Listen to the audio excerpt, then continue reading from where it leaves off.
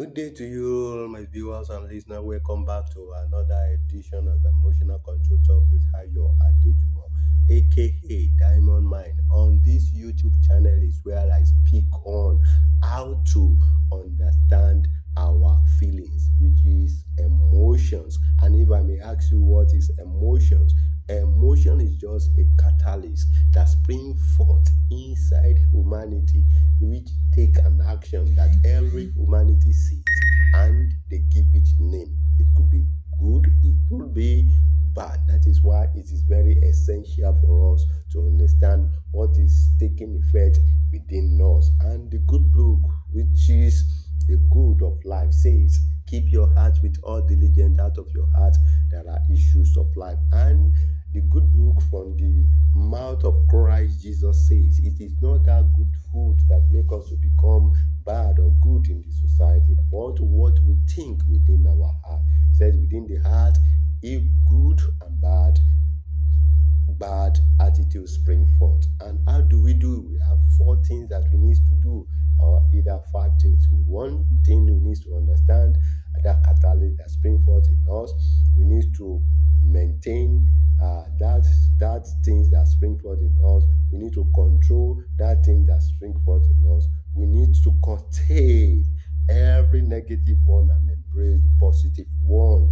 Doing that, we make our society, we make ourselves to be good to the society, and we help ourselves. Last week I spoke much about our lives, feelings, and today I want to speak on a very wonderful, powerful topic. But before I proceed on that topic, I want you please go to my YouTube channel at Control Your Feelings.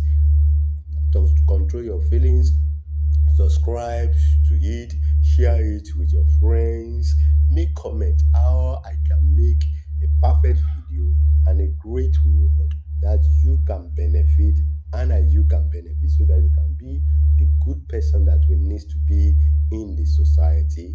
Go to my Facebook, which is Adejumo Ayo, and my TikTok is Adeju at 49. Please do subscribe, I'm begging you, and you will get a better of me. Today I want to speak on another topic. Last week I spoke extensively about divinity, but today I want to speak about peace feelings. What I want you to learn from peace feelings today is what is peace in humanity, what are the characteristics of peace in humanity, and how do we maintain peace within the humanity, the environment, the nations, the country, the world at large. We need to embrace peace. We need to embrace peace. And I believe that we can embrace peace in any area that we find ourselves. Now I proceeded. What is peace in humanity? Peace in humanity is embody the absence of conflict and mutual respect among the individual and in a community that we find ourselves. Peace is embody the absence of conflict and the mutual respect among individual and the community that we live. We need peace.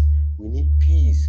May God grant us the ability in our mind to possess peace and hearted peace in our community. Number two, what are the characteristics of peace in humanity? Number one characteristics of peace is mutual respect. We need to respect each other's value. We need to value ourselves. We need to respect each other's beauty. We need to respect each other's value. We need to respect each other's experience. We need to respect each other's beauty. We need to respect each other beautiful things that pertain in humanity. Number two, empathy and understanding. We need to have good feelings for each individual and understand each individual. Absence of understanding keep us to have issues every day. Number three, we need to collaborate. We have good collaboration within ourselves.